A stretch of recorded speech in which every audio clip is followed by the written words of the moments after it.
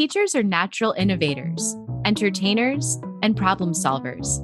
They dream of growing old into the profession, teaching their kids.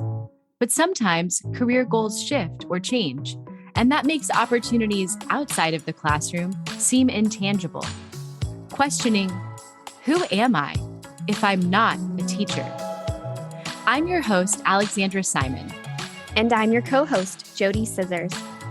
This is The Great Teacher Resignation.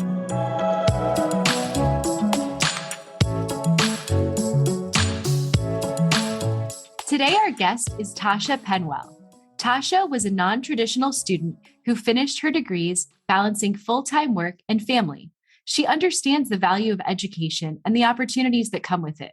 Her mantra is education equals opportunities. Tasha experienced firsthand how breaking the cycle of poverty can help families grow, which in turn helps communities thrive and succeed. That is why she started Bites and Bits with the mission to stay, study, succeed in rural Ohio. She previously worked in higher education for 8 years. Tasha is also an AWS Solutions Architect, AWS Educator, Google Applied Digital Skills Ambassador, and Grow with Google Partner. Welcome to the show today, Tasha. Thank you. Thank you for having me. You have quite the resume there. Such a teacher brain to do all those amazing things. Thank you for being on the show today. Thank you. So, Tasha, can you tell us a little bit about what your role was in higher education and why you decided to leave higher education after 8 years? So the past 4 years, I was the computer science program manager at a community college. I'm here in Ohio.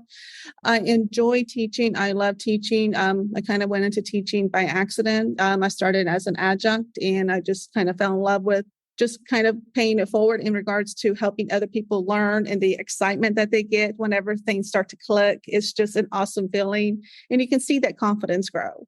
And, from my background, I know how valuable that is.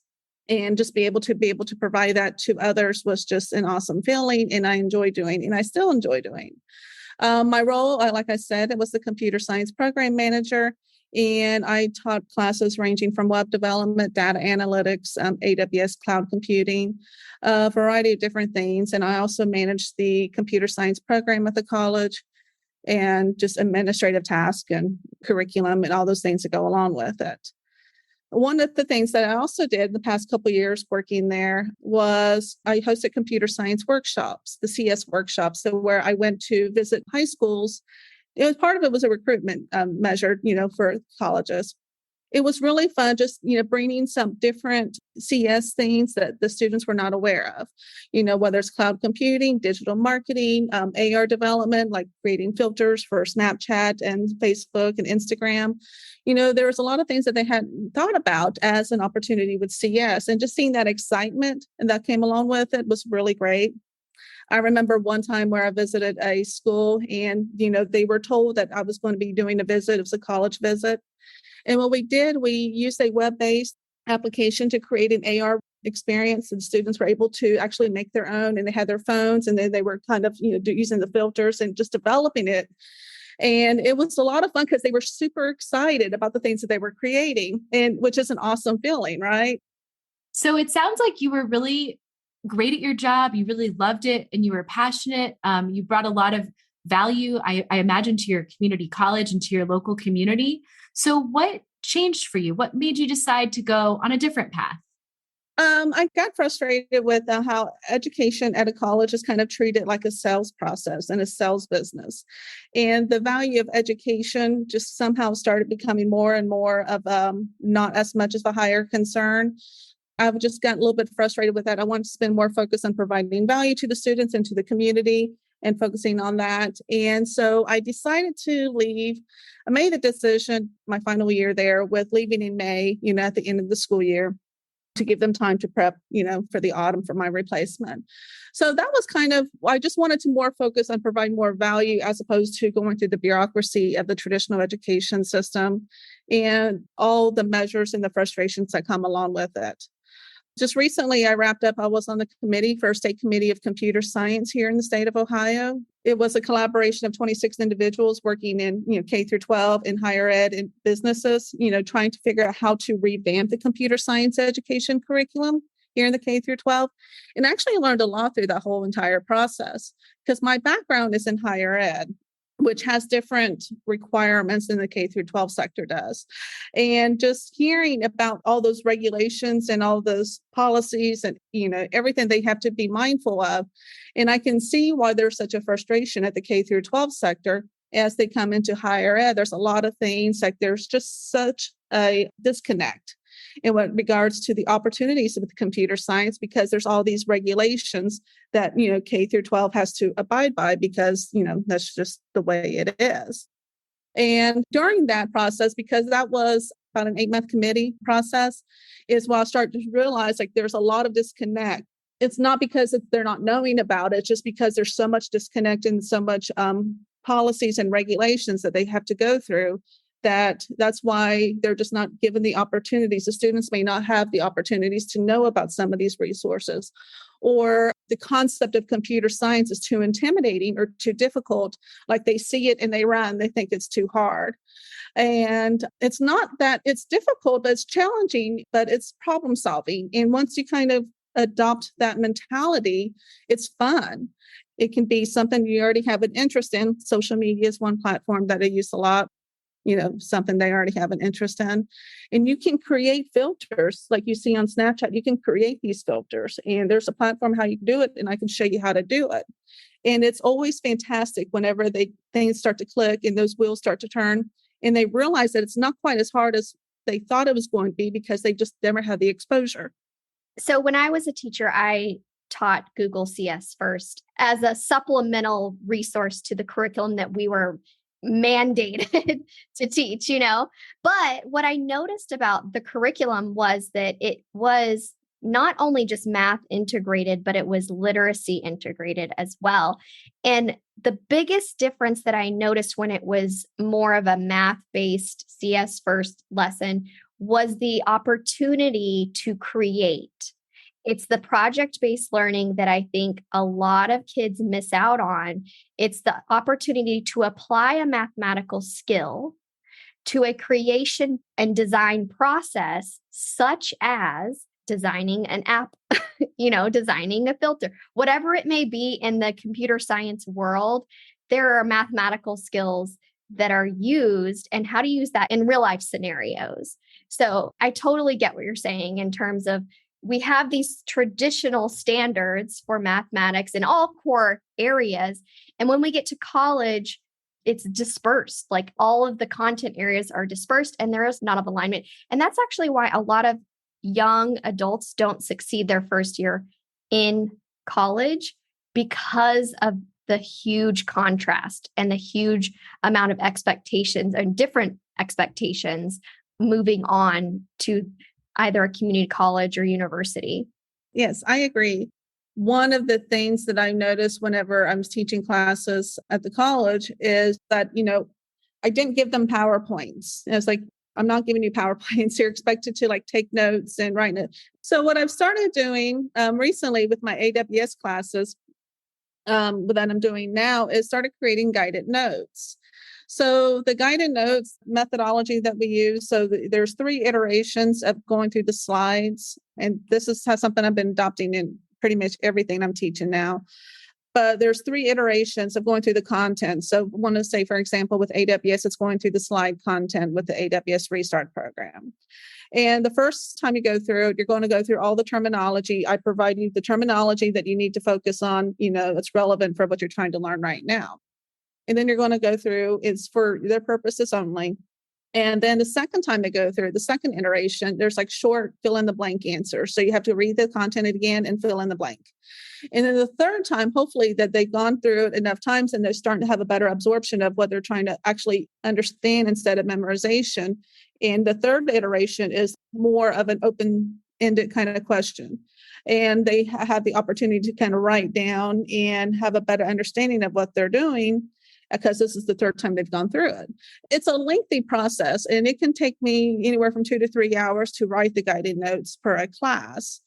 But the benefit that I've seen from that is the fact that the students, they are able to go through the knowledge checks. They're, a lot faster, a lot more confident, more accurate.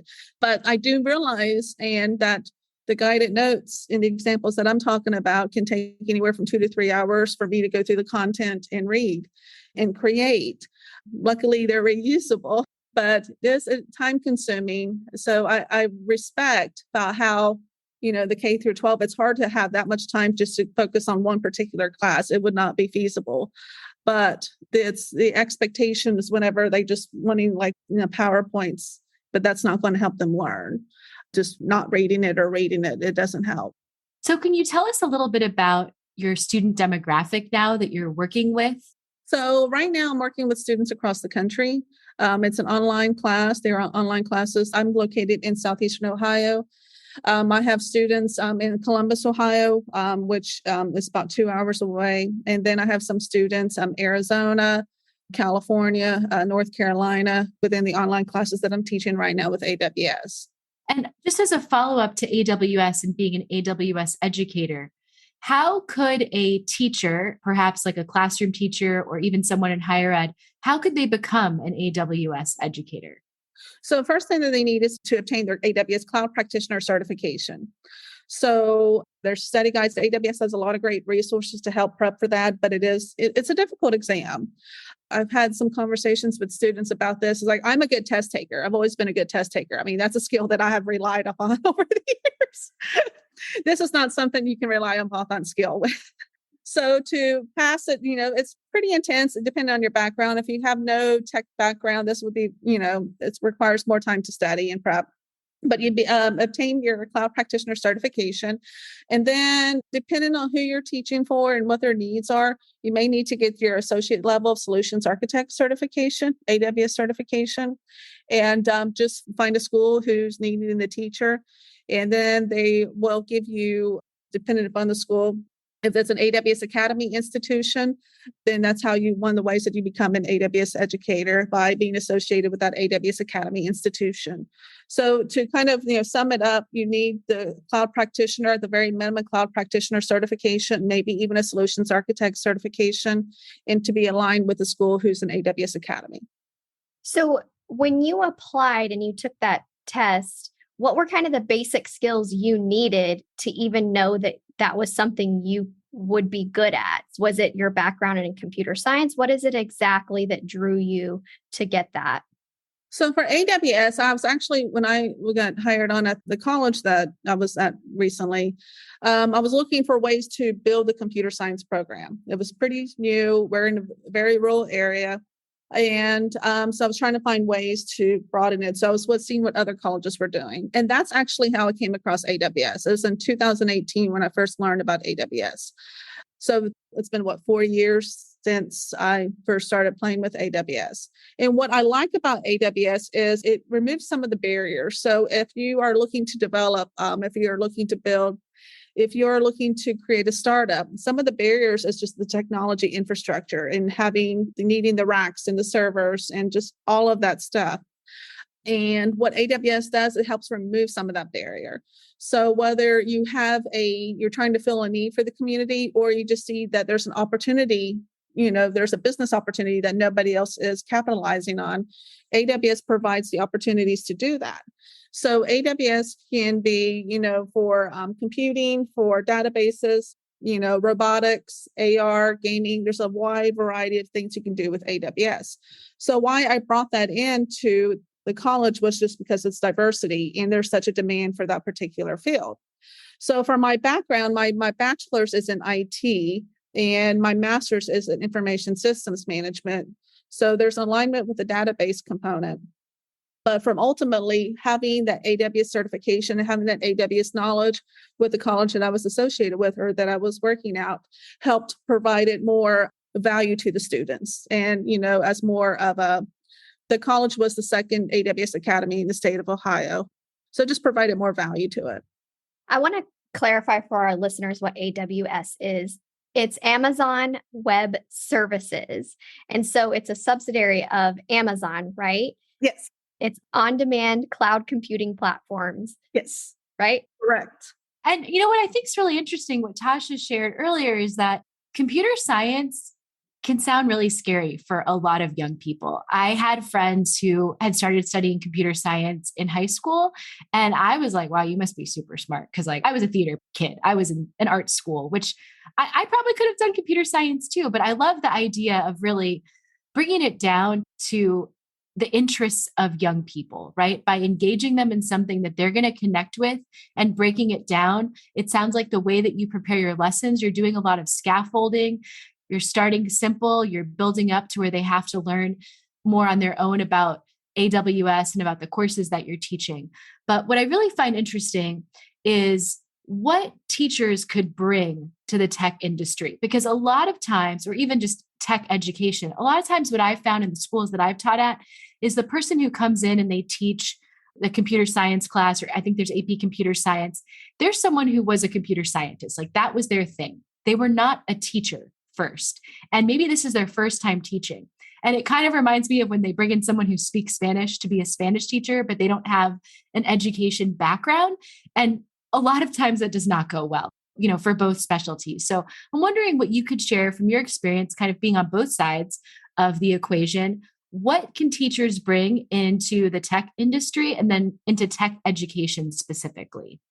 So I think, with the role of teaching, they're so multifaceted. I know they say sometimes multitasking is not a thing. I disagree with that. Multitasking is a thing if you're a teacher. You have to be able to juggle. I heard someone say, you're juggling multiple balls at once. Some are rubber, some are crystal, and your whole goal is to not drop the crystal ones. And sometimes the rubber ones, if they drop, they'll bounce right back up. So that concept of being able to multitask and multi-purpose, in the program management and the project management, depending on what their role is, that in itself is an extreme value. And I think the ability to communication is key. We've all know about soft skills or power skills. I've heard soft skills be described as power skills, and I completely agree with that. But communication is key to be able to communicate at a different level, depending on who you're speaking with. So if you're teaching a subject to somebody brand new, you need to kind of be able to do a comparable at a level that they can understand. So being able to communicate is definitely key. Being able to multitask, whether you have multiple projects or programs going on, is definitely an advantage. And then the ability to provide training. As you said, not everybody has the teaching skills or the training skills, because that in itself is definitely of value. And so there's companies who are looking for people to be able to train on particular subjects. My focus is on AWS, and it's starting to grow a little bit more with Linux. So that is the area that I would focus on. But teachers who have some sort of background, regardless of what it is, they can provide some training. The AWS, the Cloud Practitioner certification that I mentioned, if they have any kind of background or maybe no background, and they just have an interest in learning something new, there's a lot of great resources out there for you to study on your own. Or, there's places where you can kind of have more of that traditional structured education. So, even if they don't have a background, but they have an interest in it, there's a lot of great resources to just get started on the AWS pathway. Other things that I've learned about is subject matter experts, SMEs. And I think you guys have mentioned that in a previous episode or a podcast about learning about SMEs. I did not learn SMEs were a thing until last year when somebody reached out to me on LinkedIn asking if I wanted to be an SME. And I'm like, what's an SME? And an SME is a subject matter expert. We're learning a lot of new terminology today on the podcast. And so there's a lot of great lessons in there. What we can do with that is, like, there's some that are for biology, there's some for computer, there's some for a variety of different backgrounds. So it does not necessarily have to be tech related. But I didn't realize that was a thing until last year. Somebody reached out to me and I was on LinkedIn. And I was like, sure. Well, I don't know what I'm doing, but yeah, go for it. So Ali and I do a lot of talk about the teacher brain. That's kind of our thing. Teacher brains are capable of anything. And so what I'm hearing is, if anybody wants to emerge into a career pathway similar to yours, is that if they can multitask, project manage, communicate, train others, if they're subject matter experts. And I even heard, you kind of talked about the ability to learn something new. anybody that just can learn something new, which we know teachers are given all kinds of things to learn every year, and they have to adopt it and implement it and be the expert in it. And so thank you for sharing all of those teacher brain skills. I am sure it will resonate with many of our listeners. Thank you. Thank you so much, Tasha, for joining us today. And listeners, if you'd like to connect with Tasha, you can find her on Facebook and LinkedIn as Tasha Penwell. Thank you again for joining the show.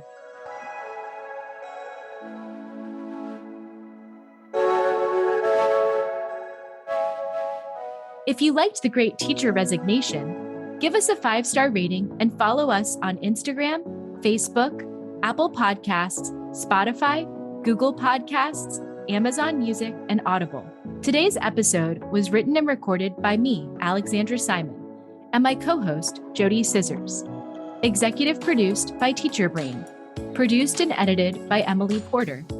Original music, Emoji by TubeBacker. Special thanks to our sponsor, Paper Planes Ed.